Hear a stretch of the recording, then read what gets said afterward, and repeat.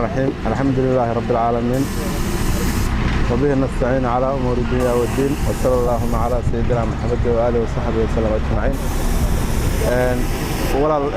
وما سنتهي marka hore runtii telefishinka qaranka Soomaaliyeed waxaan u mahadcelinaynaa marka hore madaxdiisa iyo shaqaalihiisa dhammaan. midda kale waxaan ka mahadcelinaynaa booqashada aad nagu soo booqateen xarunta agoonta ciidanka booliiska laga hirgelinayo degmada Wadajir.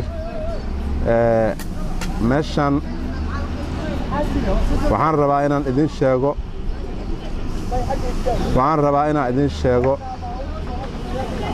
kusimaha taliyaha ciidanka booliiska Soomaaliyeed Generaal Mukhtaar Xuseen Afrax oo runtii arrintan ilaahay oo sabab uga dhigay ayaa wuxuu u magacaabay guddi 4 janana oo gudoomiye ka yahay Generaal Cali Xirsi Barre, Generaal Bishaar Abshir Geedi oo xubina Generaal Cabuud iyo Generaal Sulub. meeshan waxaan bilownay shaqadeeda 18 bishii 12aad 2017.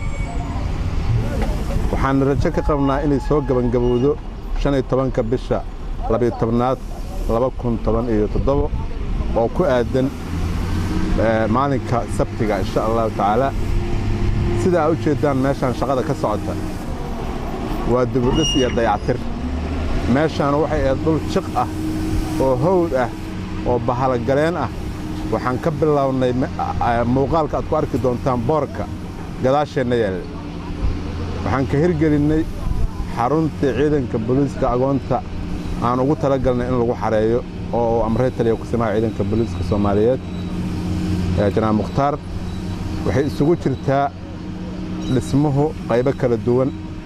waxaan u day doonaa gudoomiyaha guddiga asaga tilmaam ka bixin doona ujeedka iyo nuxurka ugu dambeyntu waxa weeyaan in ay isku tashadaan hay'adda ciidanka booliiska Soomaaliyeed oo ay daryeelaan ciidankoodii ku geeriyooday difaaca dalka, dib u soo celinta amniga, sharafta iyo horumarka iyo karaamada ummadda Soomaaliyeed.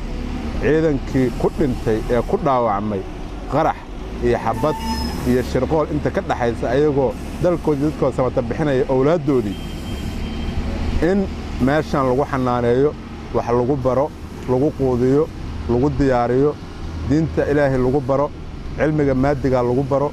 meeshan ay noqoto meel ay ku dhiiradaan ciidanka booliiska si waajibaadkooda ayagoo awalba si mutadawacnimo u horayay dhiigooda in haddana ay u noqoto dhiirigelin.